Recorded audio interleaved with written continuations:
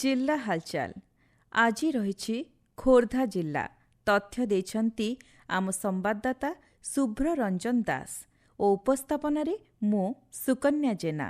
माँ पाई गछटिए अभियान अंतर्गत सहरांचल वृक्षरोपण 2025-26 योजन खोर्धा बनखंड अधीनस्थ बरुणई सियालियाठारे वृक्षरोपण कार्यक्रम अनुष्ठित हो जाइछि।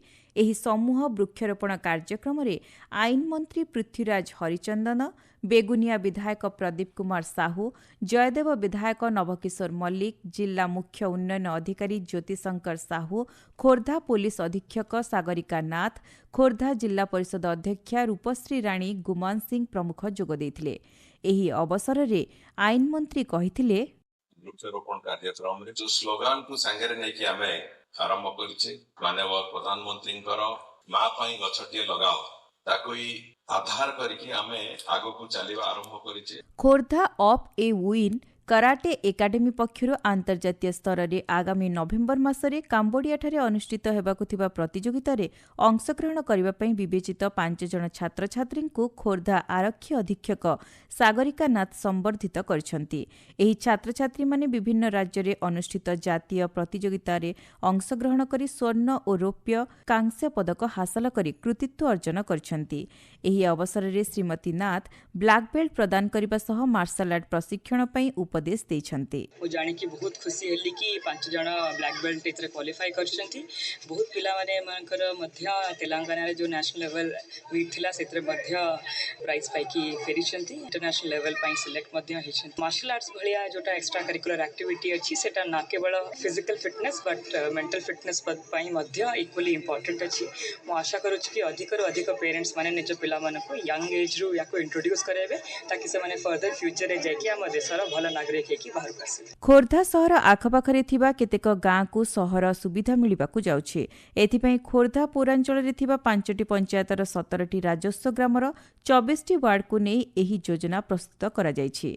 एही सबु ग्रामगुड़िक बीडीए अधीन रे रहिछि। सहरांचलर छाया सृष्टि करथुबा एही सबु पंचायत अंचल रे शिक्षानुष्ठान, शिल्प संस्था, दोकान बजार और सदर महकुमार विभिन्न दप्तर आदि रहिछि। जटणी अरगुला स्थित भारतीय प्रजुक्ति विद्या प्रतिष्ठान परिसर रे ओडिशार प्रथम जेएनएआई हाकाथन $1 ट्रिलियन सुजोग 2025 अनुष्ठित हो जाइछि।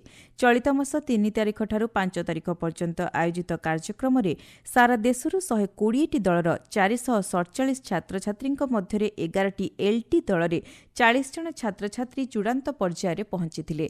नव सृजनकारी को सशक्त करने एवं गवेषक, डेभलपर एवं एआई उत्साही को अत्याधुनिक एआई प्रजुक्ति विद्या व्यवहार वास्तव क्षेत्र में विश्व सम्मुखीन होता समस्यार मुकाबिला करने यार मूल लक्ष्य थिला। स्वास्थ्य और परिवार कल्याण विभाग पक्षर जिला स्वास्थ्य समिति आनुकूल्य रे विश्व रक्तदाता दिवस अवसर में खोर्धा रक्त भंडारर डाक्तर जयराम पाढ़ी अध्यक्षतार स्वेच्छाकृत रक्तदाता दिवस पालित हो जाइछि। एही अवसर में डाक्तर पाढ़ी निज वक्तव्य रक्तदान एक महत्दान और अन्य रोगी अमूल्य जीवन रक्षा करिबारे एहा भूमिका गुरुत्वपूर्ण बोली कहिसंती। खोर्धा हावेली पड़ियाठारे जिलास्तरीय विकास सेना एवं पारंपरिक खाद्यमेला अवसर में मो गाँ आंब पसरा को अतिरिक्त जिलापाल प्रताप चंद्र बेहुरा उद्घाटन करी कहिथिले पारंपरिक ओडिया खाद्य आंबर चाहिदा बहु अधिक रहिछि।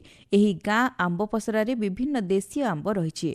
तेणु आंब उद्यान कृषि को प्रोत्साहन देवा सह चाषी माने निजर बाड़ी बगीचारे आंब चाष को गुरुत्व देले लाभवान होई परिबे बोली परामर्श देथिले। पीएम सूर्यघर योजना रे मॉडेल सूर्यघर ग्राम चयन निमंते जिलापाल सम्मेलनी कक्ष एक प्रस्तुति बैठक अनुष्ठित हो जाइछि। यह भारत सरकार एक अग्रणी योजना होइथिबारु स्वल्प खर्च रे ग्राम पंचायत, ब्लॉक और जिला स्तर रे किभଳି सफलतार सह एही कार्यकारी होई परिबो ए संपर्क रे आलोचना करा जायथिला। ग्रामांचल ठारू सहरांचल पर्यंत प्रधानमंत्री सूर्यघर योजनार व्यापक प्रचार और प्रसार करिबा एवं एहार समस्त तथ्य लोकमानक निकट रे पहुंचाई ए बाबद सेमानकु सचेतन करने संपर्क में गुरुत्वारोप करा जायथिला। जिल्ला हालचाल आज एतिकी। आसंता काली जिल्ला हालचाल रे सुनि परिबे कोरापुट जिल्ला संपर्क में।